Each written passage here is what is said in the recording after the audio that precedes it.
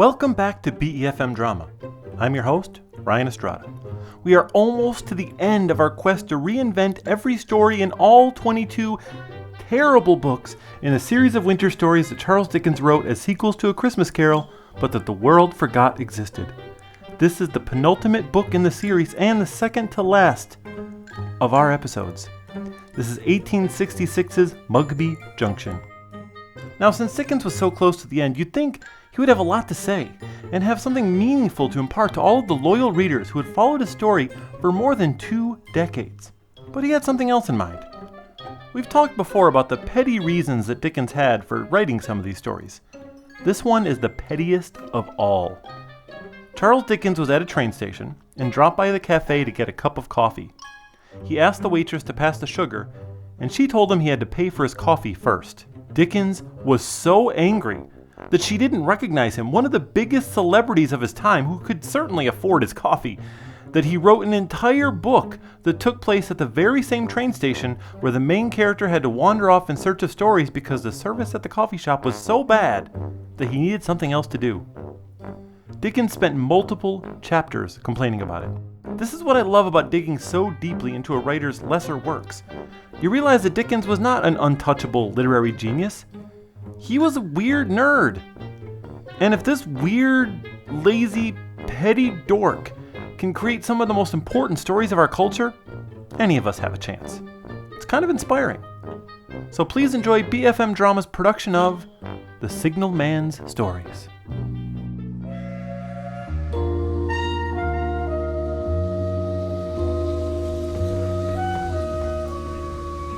My partner and I had finished our very last shift together as paramedics. All this time, I thought I'd be the one leaving. But now it was me giving Fern a ride to the train station so he could head out and start his new life. His wife had already headed down without him to get the new house set up, and he was ready to go meet her. It was a small station. We seemed to be the only passengers there. Not too many people were going to the same small town that Fern was moving to. Goblin, buddy. Thanks for driving me out to the train station. No problem. So it's all over. I can't believe you're leaving. I can't believe you're staying. Where should I put these bags? Hang on. Let me check. Hey, sir. Yeah? Is this where I can catch the 12:45 to Geber? Oh, yeah, there's a spot. Afraid it won't be here for a while, though. But it's 12:40. Been delayed. How long? Lord only knows.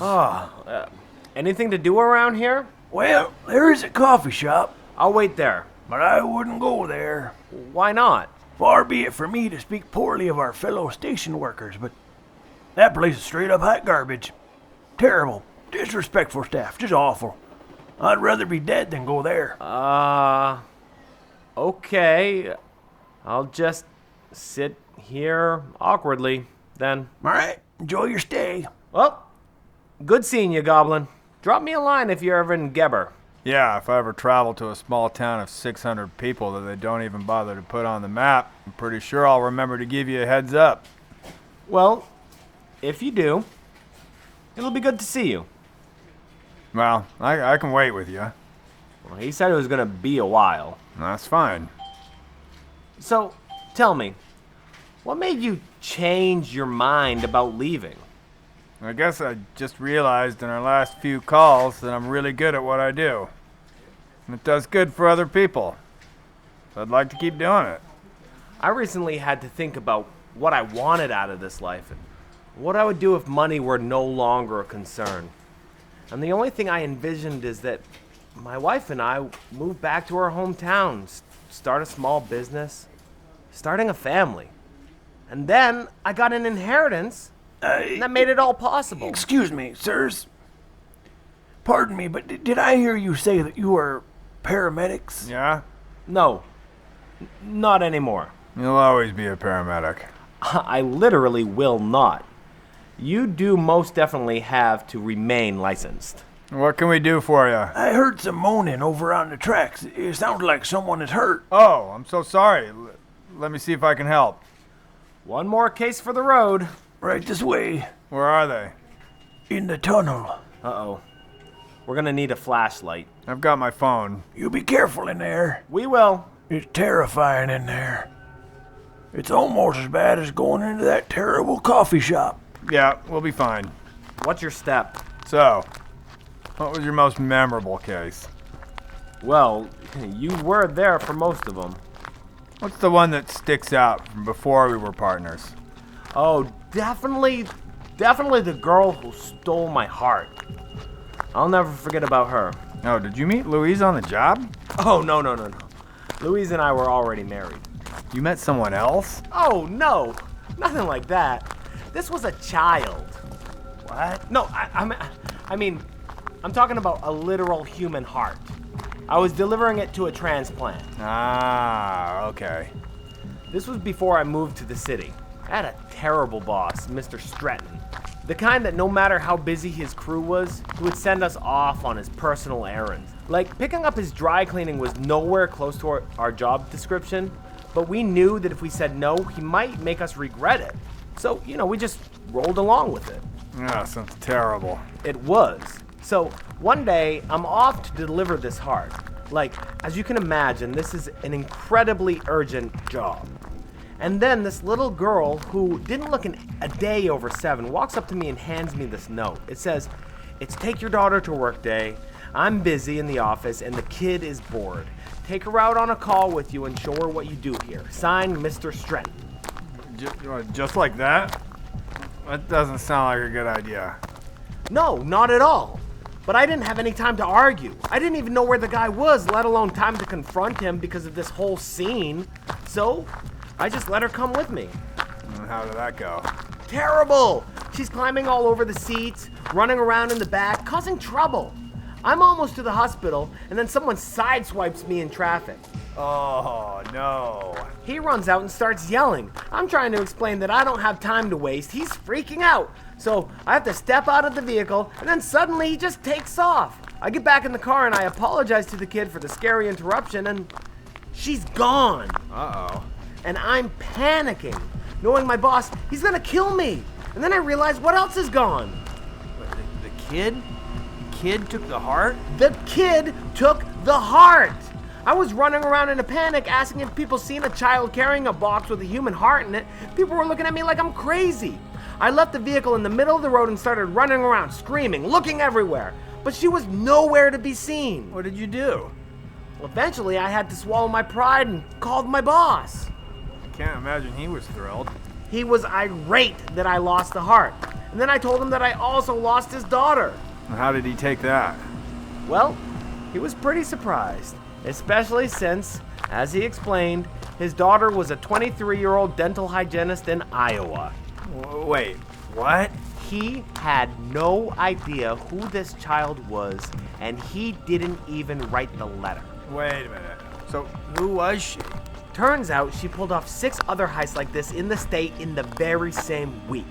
Turned out she was a 17-year-old runaway that looked so young that she and her partner with the car started an organ smuggling ring. Still at large to this day. Was the patient okay? He turned out fine. Well, we reached the end of this tunnel. There's no one here. Watch out! Train! Ho! That was a close one! It is dangerous in here! Let's head back and let that guy know everything is fine. Are you sure no one was in there? We walked the whole length of the tunnel.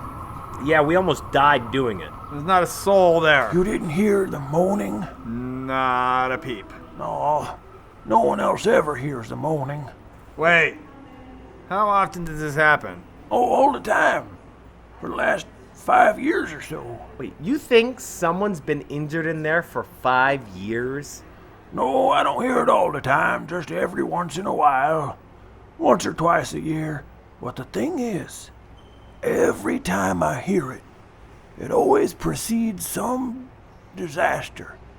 Some wreck, some accident, some person falling out of a train, someone being hit by a train, someone dying. It's like a ghostly warning.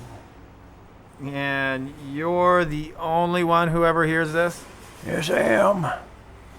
But this time it sounded so much louder. So much more real. Okay. Well, we'll just go back to sitting here awkwardly. I need some coffee. Too bad there's nowhere acceptable to get any around here. Okay. Bye then. Something's off with that guy. So, what was your most memorable case? You know, before you met me. Oh, definitely mirror guy. Oh, was this a guy who loved mirrors? No, he hated mirrors. Well, that's a pretty unfortunate nickname then. Got called out to his house because he was having a seizure. I took care of him. It passed, but he needed to go to the hospital. So I wheeled him into the back of the ambulance. He took one look inside and started screaming. He jumped out of the gurney into the street. He was pointing through the little window where the driver was sitting. And then he seized again. His caretaker uncomfortably explained that the issue was the mirror. The, rear view mirror? Yeah. I asked why. They said they didn't know. It was a thing. They'd learned not to ask.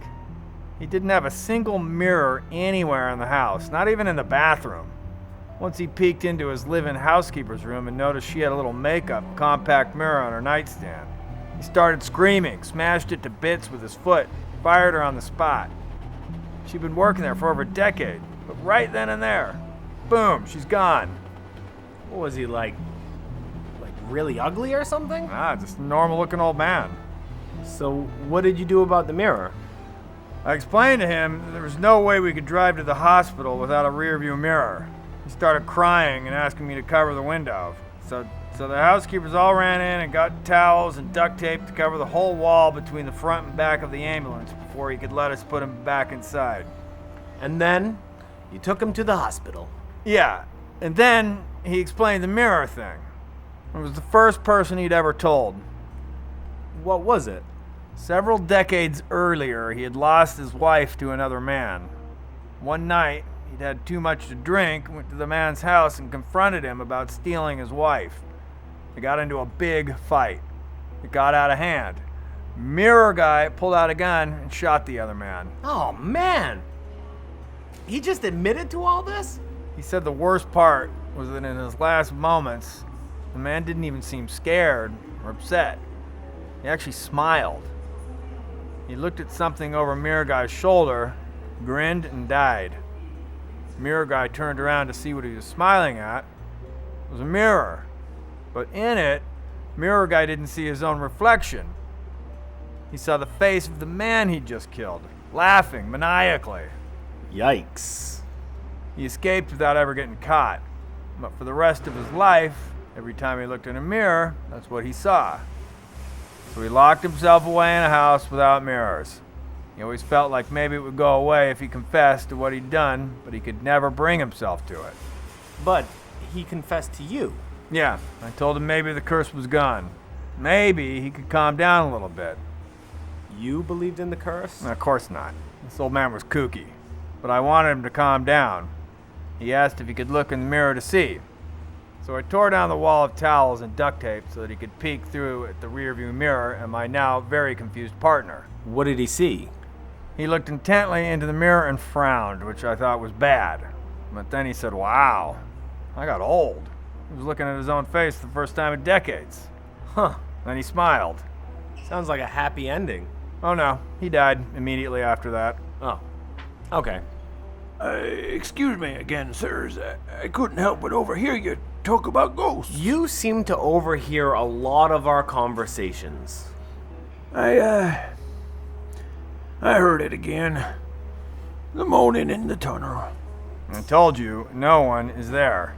But I can hear it so clearly this time. I can't believe you didn't hear it. We didn't hear a thing. I just feel like something really bad is going to happen. The moral of my story was that ghost stories are often the manifestations of our guilt. Maybe that's what's happening here. I don't have anything to be guilty about. I was feeling pretty bad about myself back when I was an engineer, but I quit that job years ago. I just work at the station now. Was there an accident? Was somebody hurt? Only a few of them. Not my fault, though. I drove trains for 27 years. I only killed 7 men and boys. It ain't much for all them years. There's not much of my mates who can say the same. That could really weigh on someone. Well, not that so much. But there was this other time. I had this best friend, and we had a fight over a girl. He won. They got married, and I was just so upset. I told him, I says, I wish you were both dead. And then on their honeymoon, they were in a plane crash. They died. I felt so guilty that I almost purposely derailed my train over a ravine. But at the last second, I saw someone. I saw my best friend's ghost appear to me and tell me, don't do it. Yeah, that could also weigh on someone. Oh, I would just feel so much better if you could just take another little peek for me. I'm so old and I can't walk so fast. If I go by myself and a train comes, I'm afraid I won't be able to get out of the way fast enough. All right, we'll look one more time, but that's it. There's still no one in here. You don't hear all that moaning? We don't hear anything. Nothing at all. Oh, maybe I'm going mad. Oh, I just wish I could go in there and check myself. It sounds like someone is in there in so much pain. I assure you there is no one in here. Then why do I hear it? We went back to our seat, and within a few minutes, Fern's train arrived at the station. Well, this is me, at long last. I'll miss you, old buddy. Yeah, you have a good life. Wait. Do you hear that? Hear what? From the tunnel. Hear what? You're gonna miss your train. I can't go. Don't be so nervous. You have a whole new life waiting for you. No, listen. Moaning. Wait. I do hear it. The old man was right. We've got to go check it out.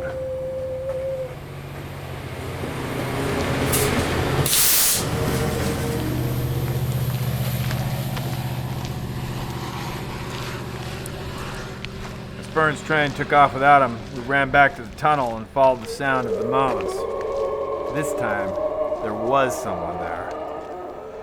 It was the old signal man from the station. It seemed that after we told him we couldn't check anymore, he'd finally decided to go check it out himself. And when Fern's train came, he couldn't get out of the way fast enough. Just as we realized what had happened, the moaning stopped. We bowed our heads to pay our last respect, and then had to call for help and get someone to scrape him off the tracks. Well, I guess the old man wasn't right after all. But he was. What do you mean? We still never heard the ghost noises he did. Whether or not we heard them, he did. And he said that every time he heard those noises, it meant someone was going to die. Oh, I hate self-fulfilling prophecies.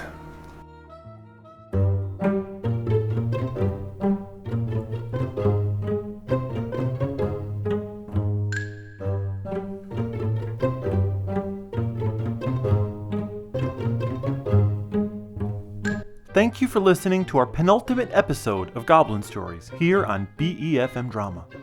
This was Crisis at the Crossroads, inspired by Mugby Junction by Charles Dickens, Andrew Halliday, Charles Collins, Hesba Stretton, and Amelia B. Edwards. This radio play was written by me, Ryan Estrada. It starred Sam Hazelton as Goblin, Kelly Brassbridge as Fern, and me as the Signalman. Hidden Agenda, Symmetry, On the Cool Side, On the Ground, and Virtues are by Kevin MacLeod of Incompetech and released under Creative Commons Attribution License. Goblin's theme is by Unheard Music Concepts. On our next episode, we'll adapt the final Dickens winter story. Don't miss BEFM Drama's production of End of the Line. Don't forget to listen to episodes of BEFM Drama on YouTube with subtitles. Just search BEFM Drama Goblin Stories for the full playlist. As always, thank you for listening. We'll see you next time.